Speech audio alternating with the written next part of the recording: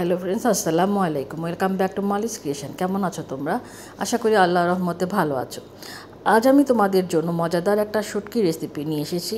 আশা করি তোমাদের ভালো লাগবে। আর ভালো লাগলে অবশ্যই লাইক, কমেন্ট অ্যান্ড শেয়ার করে দিবে। যারা ফেসবুক পেজ থেকে দেখছো, এখনও পেজটা ফলো না করে থাকলে, আজকের ভিডিও ভালো লেগে থাকলে পেজটা ফলো করে দিও। আর যারা ইউটিউব চ্যানেল থেকে দেখছো, যদি এখনও আমার চ্যানেলটি সাবস্ক্রাইব করে না থাকো, যদি আজকের ভিডিওটি ভালো লেগে থাকে তাহলে আমার চ্যানেলটি সাবস্ক্রাইব করে নিবে আর পাশে থাকা বেল বাটন ক্লিক করে দিবে, যেন ভিডিও আপলোড করার সাথে সাথে নোটিফিকেশান তোমরা পেয়ে যাও। নিত্য নতুন ভিডিও তোমরা আমার চ্যানেল থেকে উপভোগ করতে পারো। তো চলো দেখে নেওয়া যাক কীভাবে আমি আজকে শুটকি রেসিপিটা তৈরি করি। আজ তোমাদের সাথে শেয়ার করছি লাউয়ের ছোলা দিয়ে বাঁশপাতা শুটকি ভুনা। এখানে লাউয়ের ছোলা আমি একদম কুচি করে নিয়েছি, দেখেছো। আর এখানে দুটো আলু কুচি করে নিয়েছি। লাউয়ের ছোলাগুলোকে এবং আলুগুলোকে খুব ভালো করে ধুয়ে আমি এখন চুলায় বসিয়ে দিয়েছি। আর এখানে আমি সামান্য পরিমাণে পানি দিয়েছি হাফ চামচ লবণ, আর এখানে দিয়েছি সামান্য পরিমাণে হলুদের গুঁড়া, অর্থাৎ কোয়ার্টার চামচ হলুদের গুঁড়া দিয়ে আমি লাউয়ের ছোলা আর আলুটাকে এইভাবে দেখো একটা খুন্তি দিয়ে নেড়ে দিয়েছি। আর এই জায়গায় আমি একটা পেঁয়াজ কুচি, 6টা শুকনা মরিচ আর একটা রসুন ছিলে নিয়েছি। আর এই যে বাঁশপাতা শুটকি, এখানে আমি 4 পিস বাঁশপাতা শুটকি নিয়েছি। দেখো লাউয়ের ছোলাগুলো একদম সেদ্ধ হয়ে গিয়েছে, শুকিয়ে গিয়েছে।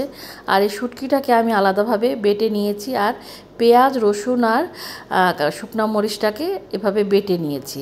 একদম মিহিন করে বাটতে হবে না, সামান্য ছাবা থাকলে এই শুটকিটা খেতে ভালো লাগে। চুলায় একটা কড়াই বসিয়ে দিয়েছি, আর এর মধ্যে দিয়েছি 1.5 টেবিল চামচ পরিমাণ সয়াবিন তেল। এখন আমি যেই শুটকিটাকে বেটে নিয়েছিলাম, এই শুটকিটা কিন্তু তোমরা একদম মিহিন করে বাটবে না, একটা বাটা দিবে, একটু চাপ দিয়ে একটা বাটা দিলে যতটুকু মিহিন হবে সেভাবেই বেটে নিতে হবে।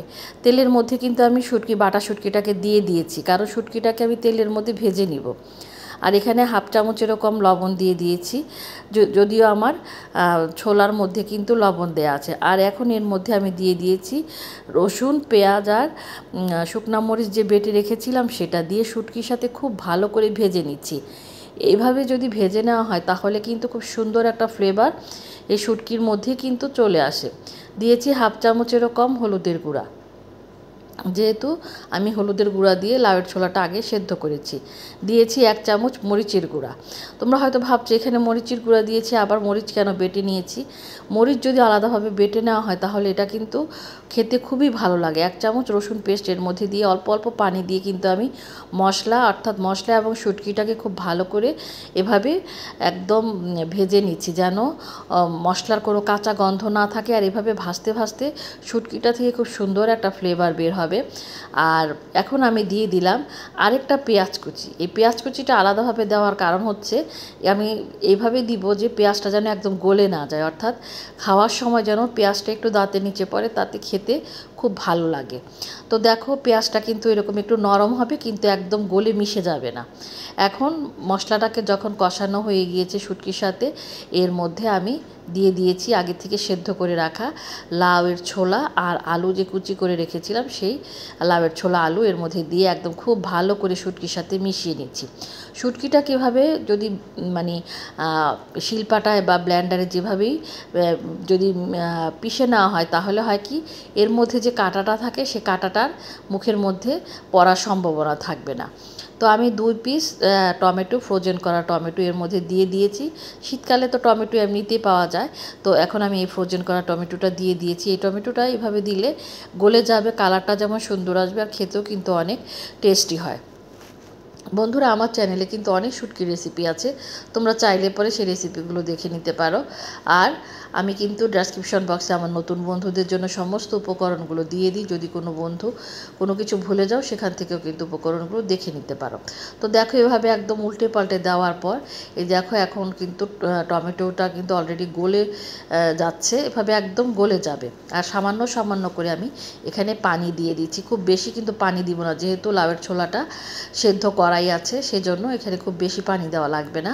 তো এইভাবে অল্প অল্প করে পানি দিয়ে আমি এটাকে কিন্তু দেখো খুব একদম সমান সমান পানি দিয়ে মিডিয়াম লো হিটে কিন্তু আমি এটাকে ঢেকে দিব। তো তার আগে আমি কিছু আস্ত রসুন এর মধ্যে দিয়ে দিয়েছি, কারণ শুটকি রান্নায় আস্ত রসুন এভাবে দিলে যেমন খেতে ভালো লাগে, আর রসুনটা কিন্তু আমাদের শরীরের জন্য খুবই উপকারী। তো দেখো একদম কিন্তু মাখা মাখা হয়ে এসেছে, আর রসুনটাও গলে গিয়েছে।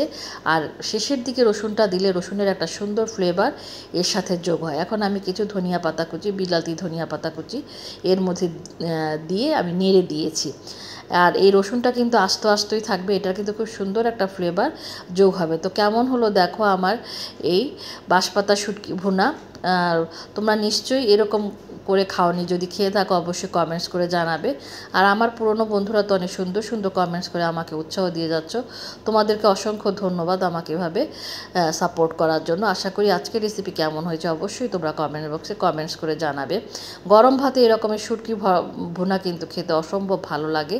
তো তোমরাও তৈরি করে খেয়ে আমাকে জানাবে। আজকে এই পর্যন্তই, তোমাদের কাছ থেকে বিদায় নিচ্ছি। আল্লাহ হাফেজ।